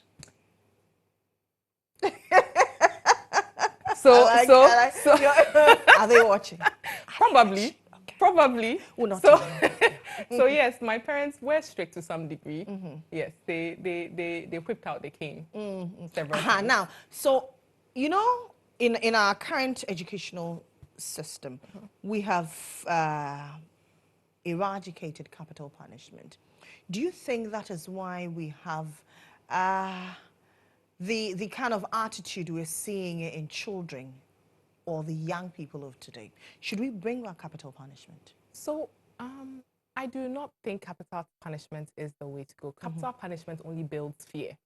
Okay, but don't you also agree that fear instilled discipline to an extent in us? It does, but it's short-lived. And the negative repercussions of capital punishment far outweighs the positives. So for the moment, the child stays put. But what we are afraid of doing is making the child afraid of making mistakes. And when you look at the trend in the way the world is going, the trends, you don't want a child who is afraid of making mistakes. You want a child who embraces mistakes, embraces failures, picks up and then keeps going. But if capital punishment is the way you want to go, you find that you have a very timid child, a child who is not confident enough to take initiative, a child that doesn't want to do anything on their own. They are relying on the adults to give them instruction on what to do and to manage their behavior through discipline. But we have to be able to raise children who are able to make choices between good and bad and discipline themselves within those choices and hold themselves accountable. But is that also not suicidal? Because then you're allowing the child to make mistakes. Some of these mistakes are irreparable. Yes. So I think you are talking about the extreme. Exactly. Extreme. Because then we're allowing them be themselves, make mistakes, learn from them. Yes. Do they always learn from them? So let me just get into parenting styles, okay? We have 3 types of parenting styles, okay? There's a permissive parenting style, which is what you just described. Allow them to make their mistakes and learn on their own. Yes, to some measure, you can allow your child to make mistakes, but when they do make the mistakes, you have to be there to teach them the skill, the skill to recover from the mistake, or help them walk through the process of the mistake so that it's something that they have learned how to do. Right. Okay, so if you have a permissive parent, the permissive parent gives the child lots of love, gives the child lots of affection, but then also is afraid to instill boundaries, also is afraid to tell the child, don't do this. So gives the child anything they want. So you have a child who grows up entitled. The sun rises and sets on my butt, and if it's not my way, it's the highway. And if I don't get my way, even adults, as an adult, if I don't get my way, then I throw a tantrum. So that is the issue with permissive parenting. Now we have authoritarian parenting, which is the extreme of permissive parenting.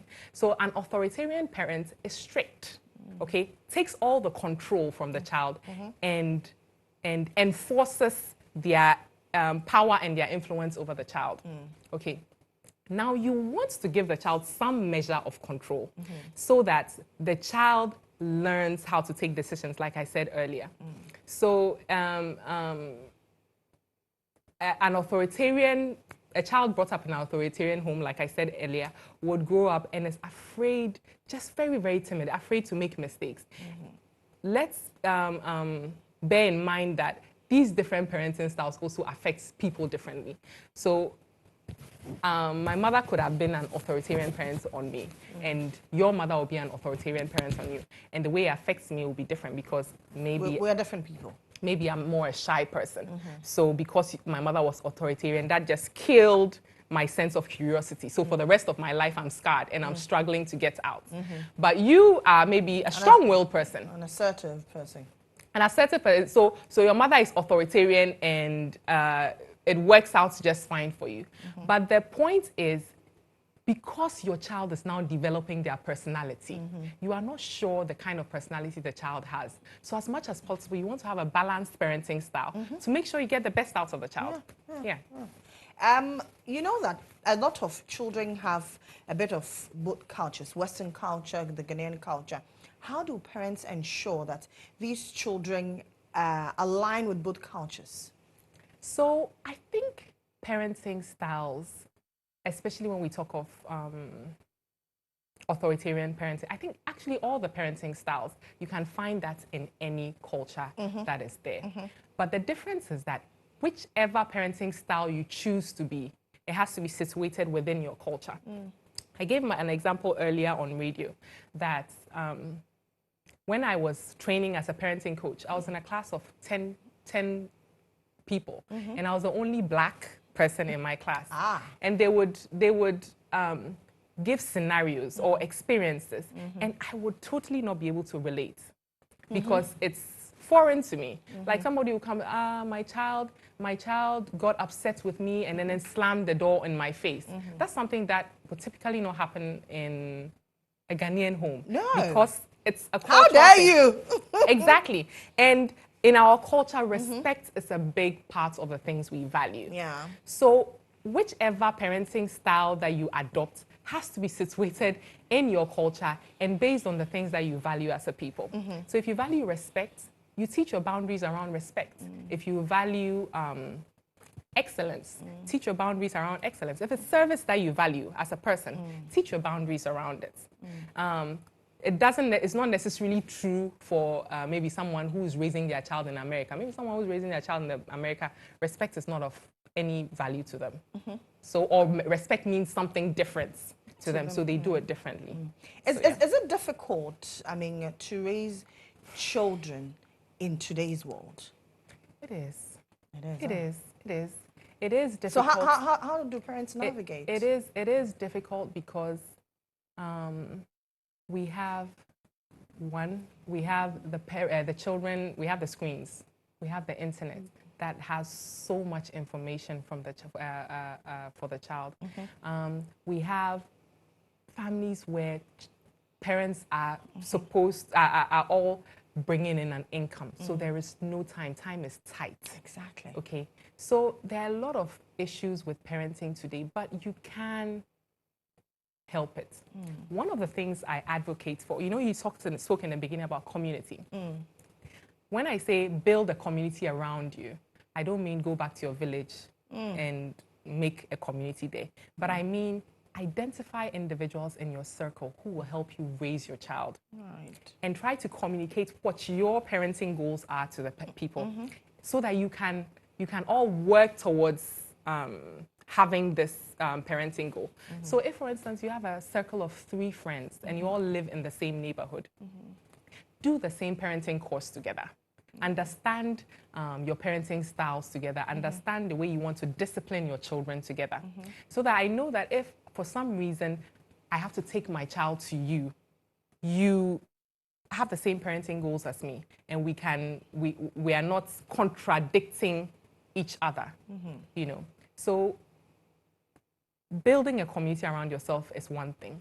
Then there's another thing I advocate all the time.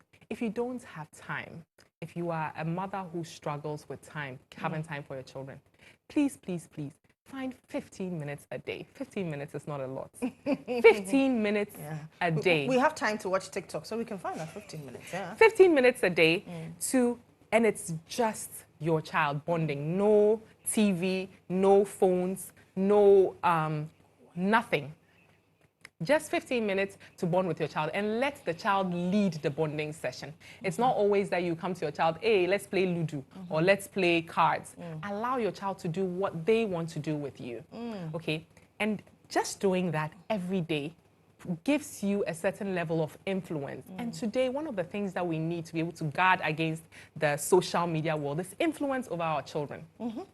Our children need to respect us enough to be able to tell us what their issues are, because they really do have a lot to deal with.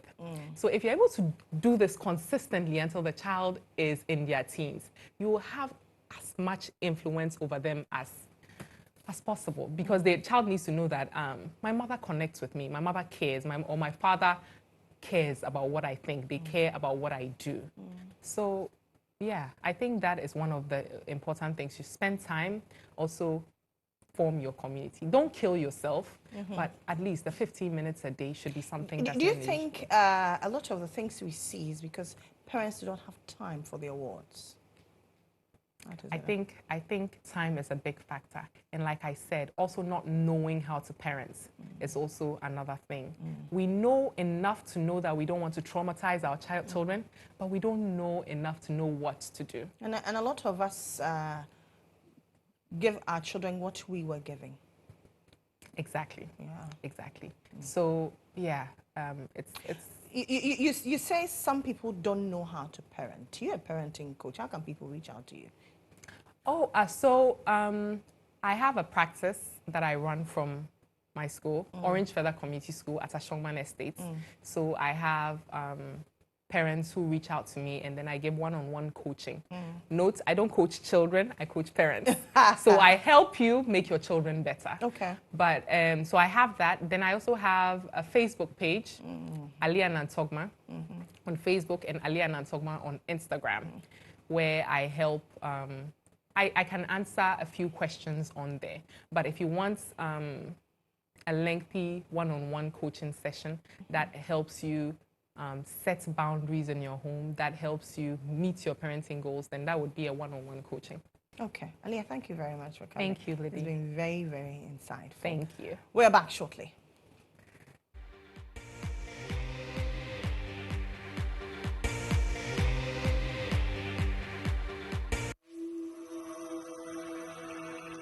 Women will be nagging and talking and saying or insult you. And if you are not careful and you don't have a heart for that, as a man is always stronger than women, you may want to attack her. You do not have to step over your wife and your daughters or children to prove that you are man enough. He used his phone to hit my head until blood started oozing out of my head. Ebi iron, ebi belt.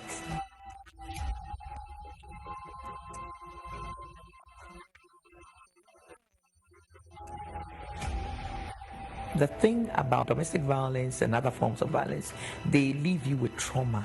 It's difficult to recover from it. It's like a wound that you have and you put plaster on it, and it's festering.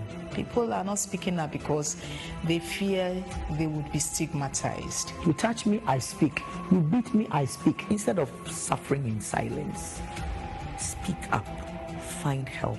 Relationships and marriages are supposed to be enjoyed, not endured. So if you are enduring it, there's something wrong.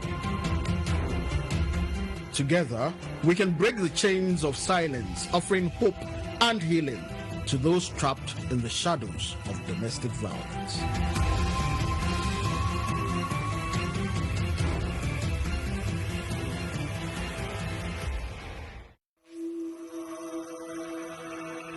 Women will be nagging and talking and saying or insult you. And if you are not careful and you don't have a heart for that, as a man is always stronger than women, you may want to attack her. You do not have to step over your wife and your daughters or children to prove that you are man enough. He used his phone to hit my head until blood started oozing out of my head. wohwɛ me na ho kura bebree na ebi yɛ iron, ebi yɛ belt.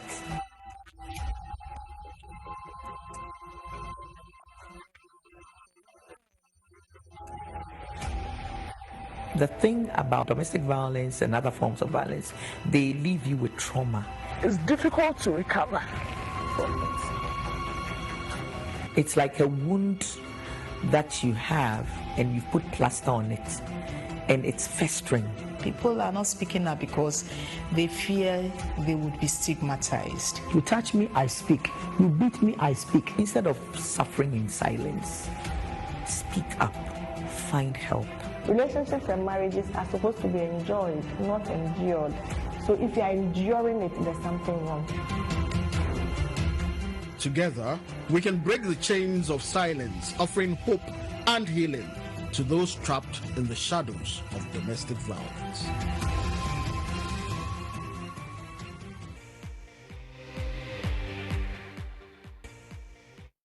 So that was a documentary on domestic violence. It's called Loud Silence. It's been put together by a team of great people who were vexed in that area. And I saw one of my favorite people in there, Dinah Adiko. Good morning to you, Dinah. But my guest this morning, Professor Ocean Jasso. Okay. I hope I get this name before the end of the day. Professor Ocean Jasso is Professor at Concordia University and the coordinator of the Queen Elizabeth Scholars Program in West Africa. And then Cecilia Avoklia is lecturer, University of Media Arts and Communication. She's also a PhD candidate at the University of Ghana. Good morning, ladies. Good to have you. Thank you. Good to be here. Thank you. I love it when I have all women on Wednesdays. Let's talk about the project. What informed this particular project? Let me start with you, Prof.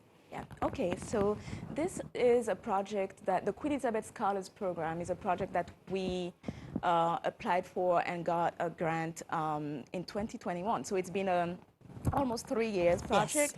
Yes. It's funded by the IDRC, so International Development Research Fund, and basically it's a global exchange, right, of academic ideas, but also community engagement between Canada and other nations. So for this particular project, we partner with the University of Ghana, in particular Sejansa and the International Program Office at the University of Ghana, and we engage in academic collaboration. We've been doing exchange programs where Ghanaian academics came to Canada, and then we came also to Ghana, as I am here now. So this particular project also informs the Sustainable Development Goals of the United Nations. The goal and the focus area is on gender equality, which is Sustainable Development Goals number 5. So all of us have been working towards, you know, narratives, stories, research that inform these goals. The documentary says loud silence surrounding domestic violence. Throughout the project, what did you uncover? Are we making progress? There are so many women out there who are still tight-lipped when it comes to domestic violence. There's so many women out there who are afraid because of what somebody somewhere is going to say. Oh, is that not your husband? Oh, please. They even go to the police station to report and say, but madam, that's your husband. You know, what did you uncover? So one of the things we uncovered was the fact that there were cultural issues. There were societal issues. Absolutely. There were religious issues. And culturally, most of our societies are patrilineal. And so the men have some rights that if you do something wrong, it is just right that you are punished. And so even if you decided to speak about it, the question is, what did you do? Meaning that you warranted that kind of punishment. And as a country, we are very religious. The Bible says God hates divorce. So again, as part of the documentary, we spoke to a traditional priest, we spoke to a pastor, and we spoke to an imam. And the pastor mentioned that God says he hates divorce, but he hates injustice where in injustice, you divorce someone. But God is not saying that if you are dying, you should stay in that relationship. And so most people are not speaking up, one, because of fear of victimization, because the society would victimize you. When you have gone through the abuse, you are victimized again for speaking up. Family issues are private issues. And so in Ghana, you are told that even when you're going to marriage, they tell you that marriage, you don't, when you go, it's not everything you rush home and you come and tell your parents. So these are private issues. And the moment you start to talk about it, everybody's looking at, why are you disgracing your husband? Why are you disgracing your wife?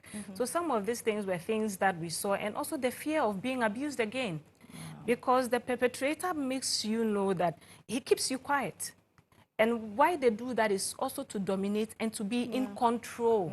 And so to make you feel you have nowhere else to go. Thank you. And so if you do it, if you talk about it, the likelihood of being abused again is very high. So these were some of the things we found out as the You know, you causes. talk about cultural issues, yeah? I have witnessed a lot of marriage ceremonies where when they advise the women, you may not be familiar with it, but in Ghana, a lot of the times when they're advising women when they're going to get married, oh, do not hide your bodies from your husband. Your husbands can have your bodies anytime, anywhere, at any place. And so a lot of women go into these marriages thinking that, well, even when I am ready or not, my body belongs to my husband. My husband has paid for my bride price, and so he's, in essence, bought me. So can I say something, because I think it's very important, the cultural aspect that you're mentioning. And part of the goal of the project was to really disturb some of the global narratives and prescriptions that we have around gender equality, as if it's uniform and it's the same everywhere.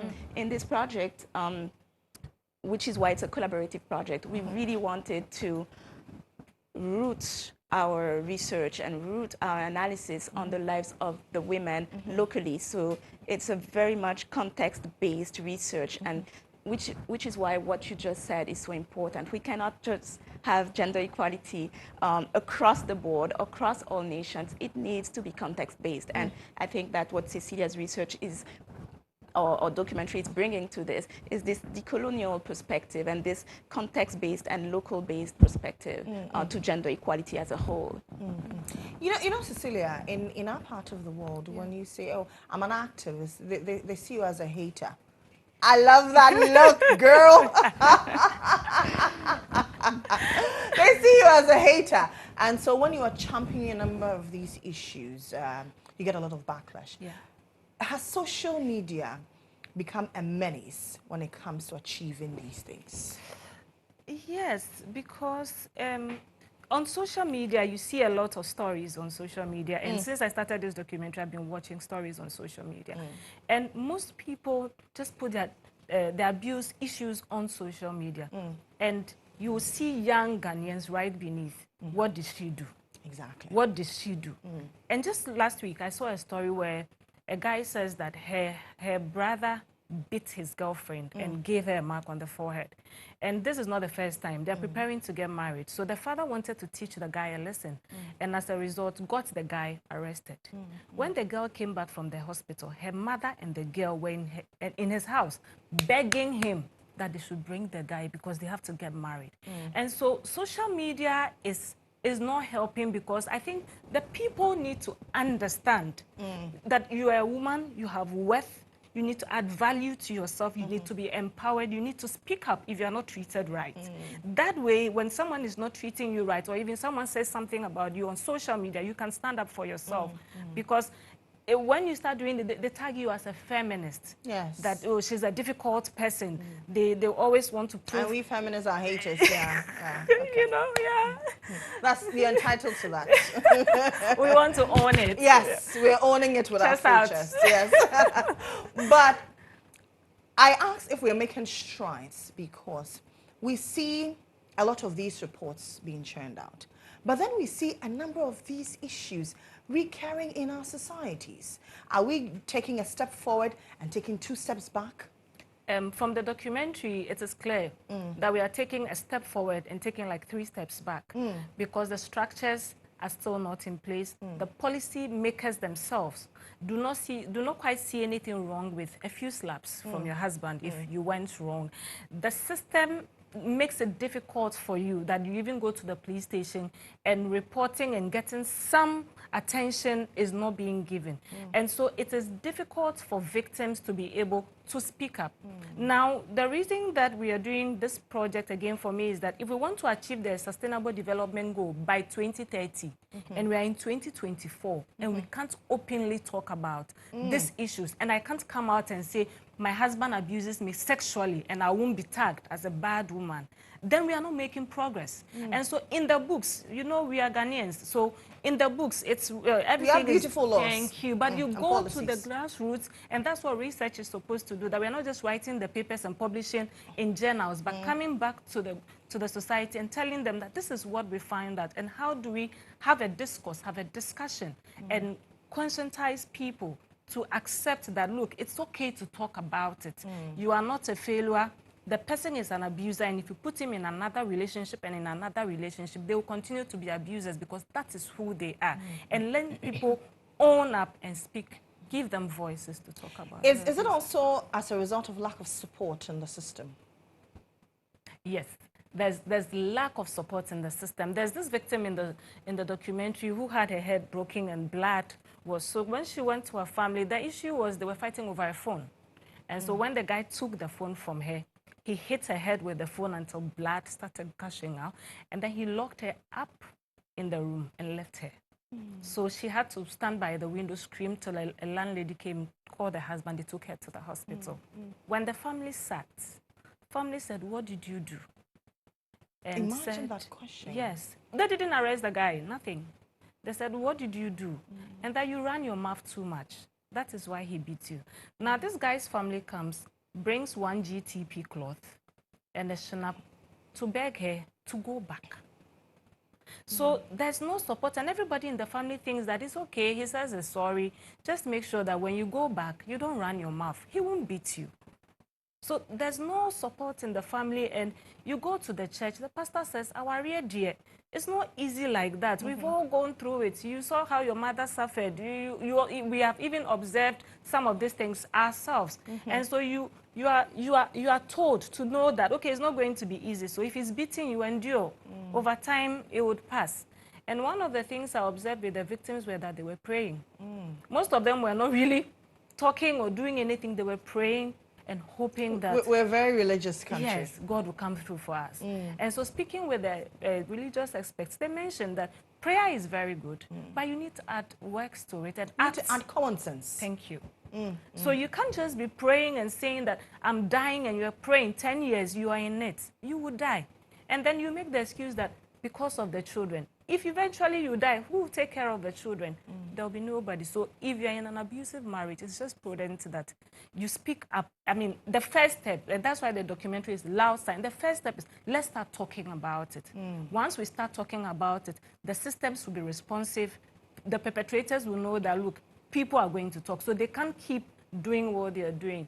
Another thing I also wanted to mention was the fact that men are also being abused, and this was also very relevant in the documentary, where in our society, a man is supposed to be masculine, he's supposed to be strong, and so when a man is going through an abuse, he can't talk about it. He's not even allowed to call his own abuse abuse. They call it something else.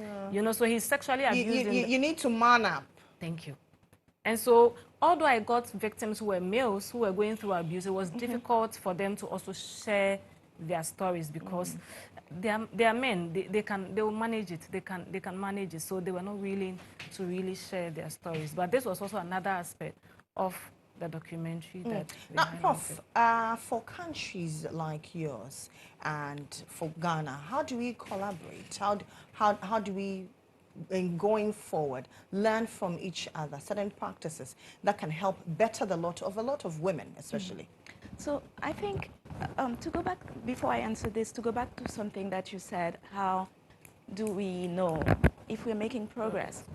It's a real question. How do we measure progress in gender equality, right? Yeah. Do we measure progress with variables that hold true across, globally, such as, for example, how many women have, you know, participated in the government, right? Political participation of women. Or do we base, or do we define success and progress through stories such as what Cecilia is reporting? And that would really complicate the narrative on progress. Now, what you just asked me, which is what this type of collaboration can bring to the whole debate over, you know, progress on gender equality, is that it sheds light on the differences, the priorities, the different priorities of different countries. And when we collaborate and learn from each other, right, and then we can actually put together an analysis that is much richer, much more complicated than what we usually are told about, you know, if more girls go to school, then we'll have gender equality. But really, it's more complicated than that. And so with scholars from different institutions, different countries, we can have a richer analysis and then develop reports, but also work with the community to have people understand the value of having very local stories, not just from certain circles such as academics, but also NGOs, also local women in local communities, urban or rural. All of us needs to be really talking. We need to have a conversation in order to advance that project that we all care about, which is gender equality, feminist or not, right? Absolutely. Now, I understand this documentary will air on our channel. Yes, yes, it will. So first, we are going to show the trailer. Okay. At the University of Media Arts IFT NAFTI Hostel on the 26th of July 2024 at 6:30 p.m. It's that's free. this Friday. This Friday, yes, it's free, and we encourage everybody to come and let's have more discussion. So it's going to air, and then afterwards we are still in discussion with your GHOne. We would air it after that. Yes. But who can attend? Everybody, everybody, because in Ghana we see domestic abuse as physical, but there are various forms of it, and the documentary addresses that more. And so everybody, once you are 18 years and above, you're in a relationship, either you're married, you're not married, I think that more women, I would love for women to come, and although I would love for men to come too, I think that in our part of the world, the women are more victims than the men. So I would encourage more women to come and also encourage the men to come as well. As you mentioned that, I mean, I have a question. Do we have women as victims because society has told the woman to be more vulnerable and the man to stand up? Yes, yes. So the documentary addresses the issue of why are women the major victims. Why are they major victims and why are the men the perpetrators? It is because of vulnerability. In the place of vulnerability, and how have we empowered these women?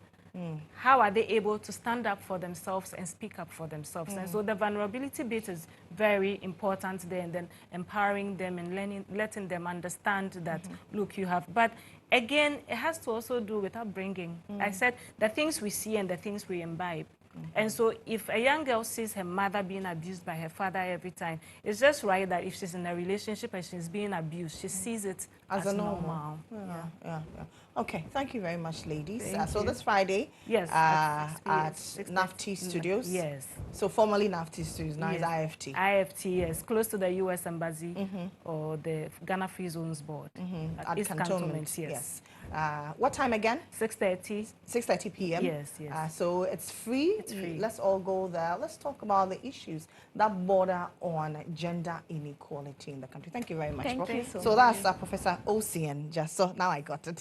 I told you. She's a professor at Concordia University and the coordinator of the Queen Elizabeth Scholars Program West Africa. And then Cecilia Avoklia. She's a lecturer in University of Media, Art and Communication, formerly NAFTI. She's also a PhD candidate at the University of Ghana. We are back shortly.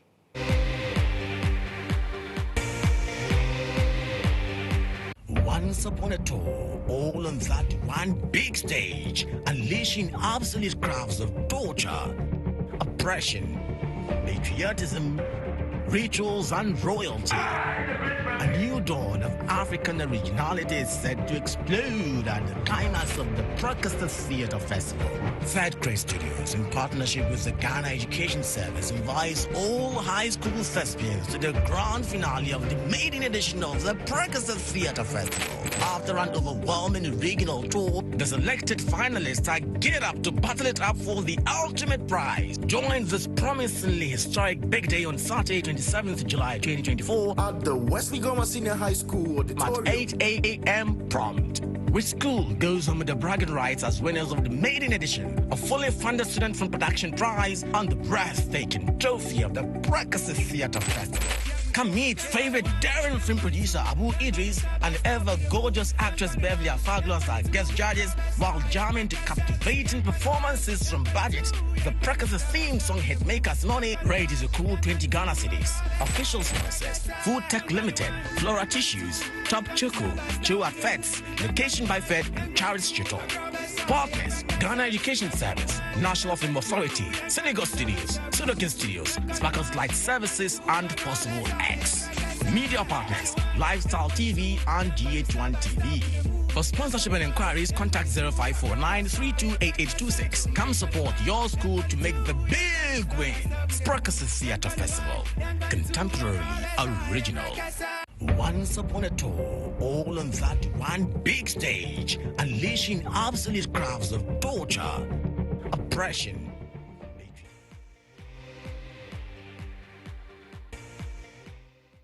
Welcome back to the show. We're still on our lifestyle segment, and one of our own has come back home. He was a contestant on the season 2 of our very own Next TV star, Fernand Minta, and he has a great initiative. I'm sure you saw that on your screens a while ago. Is a Prakasa Theatre Festival. Good morning, Fernand. Good to see you again. What have you been up to after Next TV star? Where were you hiding? I'm not hiding. I'm not hiding. I'm just taking all the, the plottings and all I gathered from the Next TV star to come right well with distinction. Exactly. So that's what I've been doing. I've not stopped. We believe in excellence. I'm sure you know who we are. We are EIB.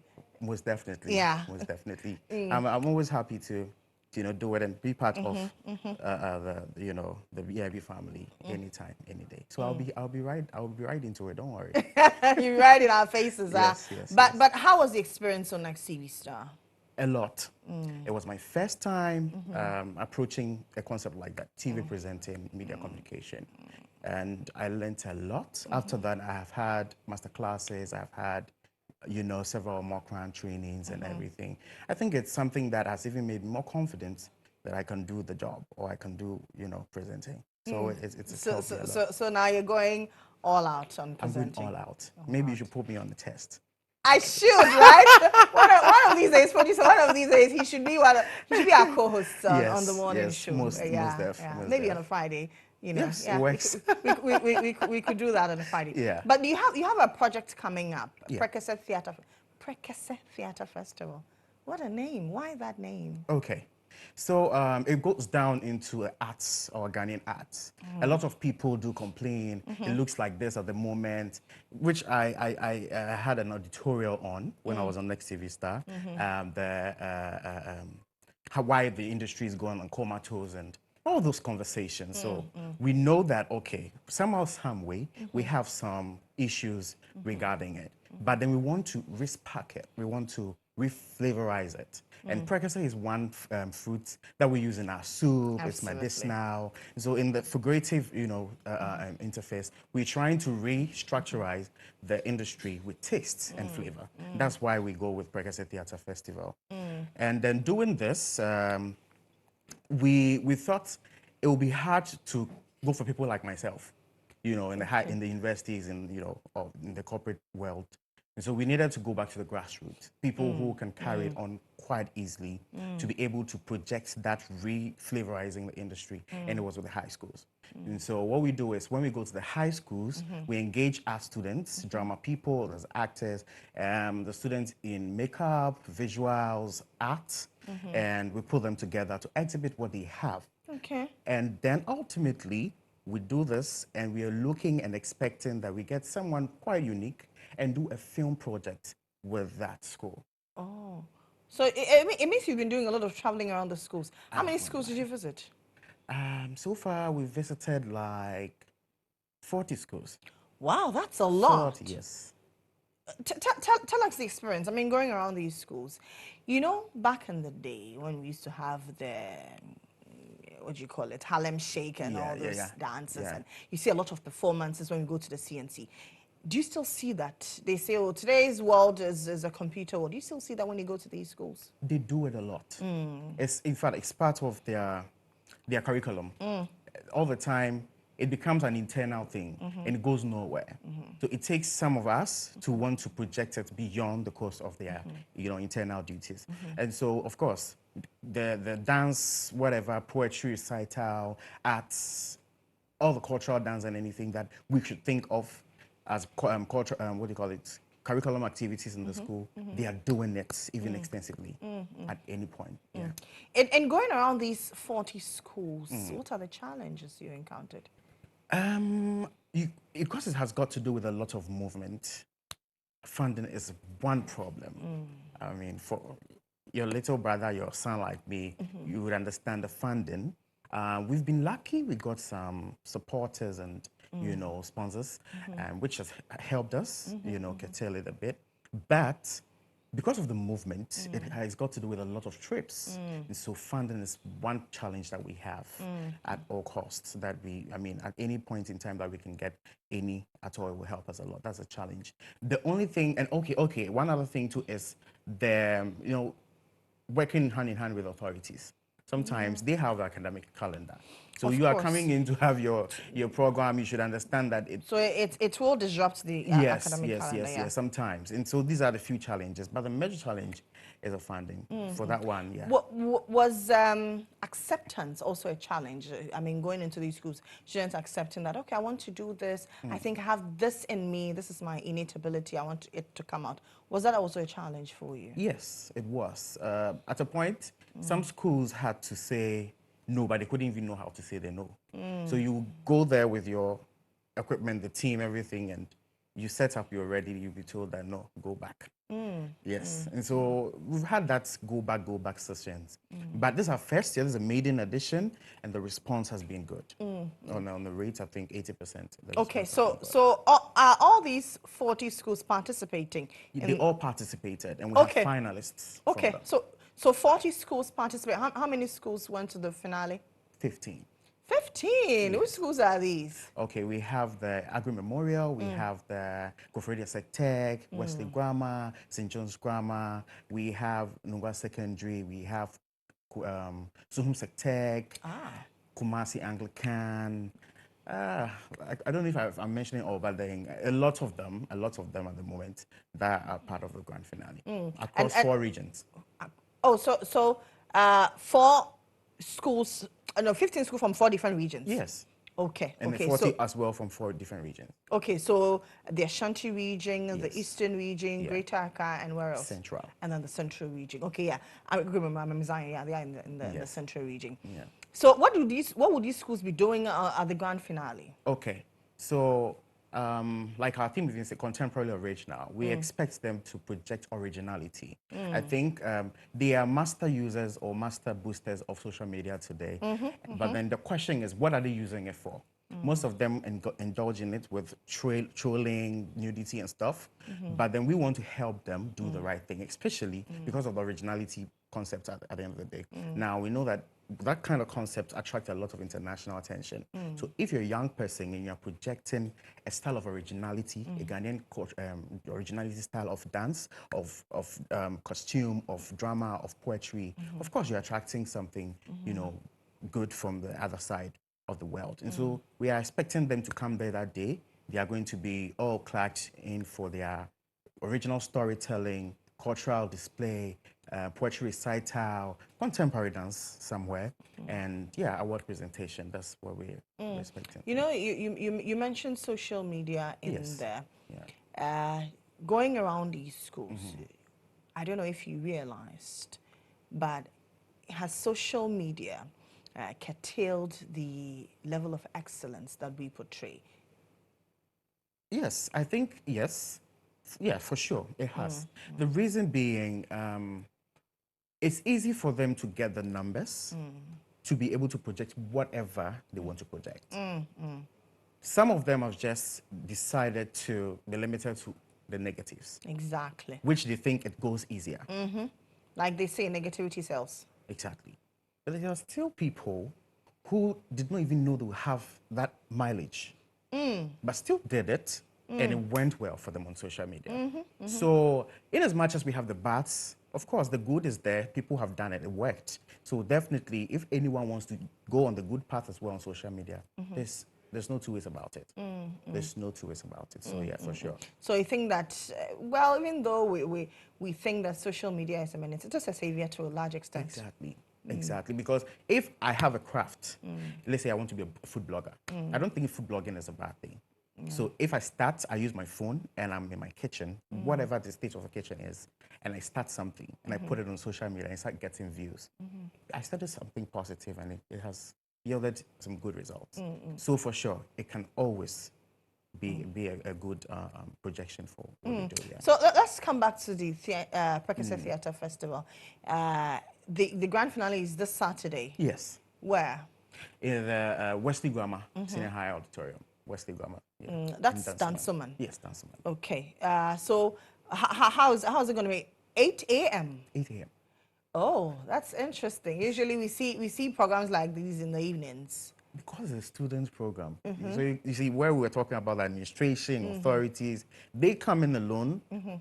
Organizers has to be able to, agree, have a settled agreement with administration. So they are aware this number of students are going out and at this time. So if it's an evening event, then you have a problem. Yes. Okay. So 8 a.m. 27 July, Wesley Grammar. Yeah. Who can attend? Any young person, any creative person. It could even be someone in the university and also wants to be part of it. Just come. If you want to perform, we have room for you. If you want to be part as an audience, we have room for you.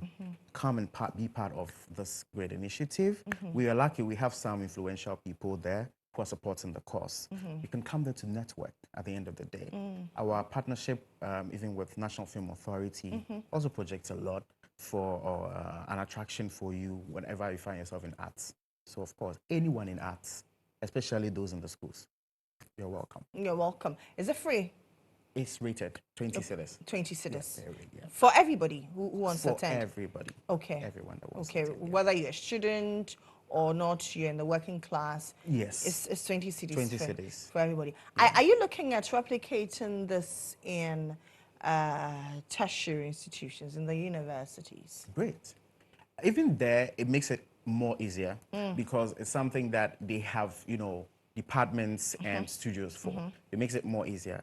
But then, like I said again, we wanted to start from somewhere where it's easy to actually, move and go together with.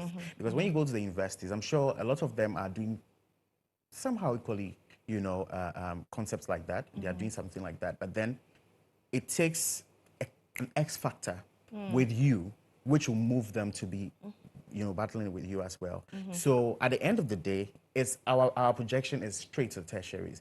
We are sure that sometime, someday, very soon, we'll be in the tertiary institutions, especially because of the filmmaking. They are even learning it extensively there. Now that you talk about filmmaking, I know we don't have a lot of time, but do you think we're going to see a day coming soon where Ghanaian film will become attractive like it used to be in the past? Yes. I think we as a team, we did our research with producers, investors, and consumers. Now, investors said that they are bored with what we put out there every time. It's repetitively. Consumers are also bored. They want something quite authentic. And then the investors, sorry, I said investors, I've spoken about consumers. Consumers, yeah. Yes. So these people have made us understand what they need. And that's what we are working towards it. Now, for example, if you watch a lot of Ghanaian content, you find if it's not about a woman and a man in a relationship, then maybe it's about witchcraft. I know. So now these consumers, producers, and also the investors want something authentic. Because if I'm an investor and I won't get a difference, I won't put my money there. If it's something people already know of, I won't invest. So we want to do something quite real. Let's say Lily has some, bullying backstory, and that's what we're going to project. That's what Precursor Theatre Festival has come to do, to project the authentic, the originals that has happened.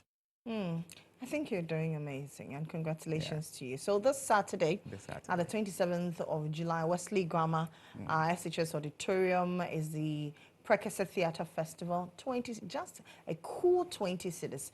Let's support great talent. Let's support young people doing stuff, especially if they want to change the narrative when it comes to Ghanaian film, original Ghanaian filmmaking. Congratulations once again to you, and I pray that this initiative grows and grows bigger.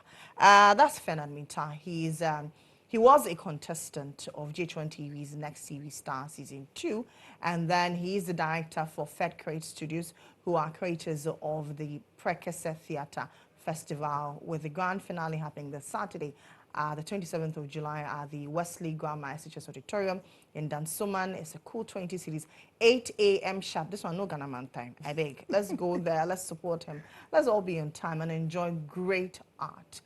That's it for the show. My name is Lily Mohammed, on behalf of the entire team, led by Ibrahim Alasan, Terry, Deborah, Dani.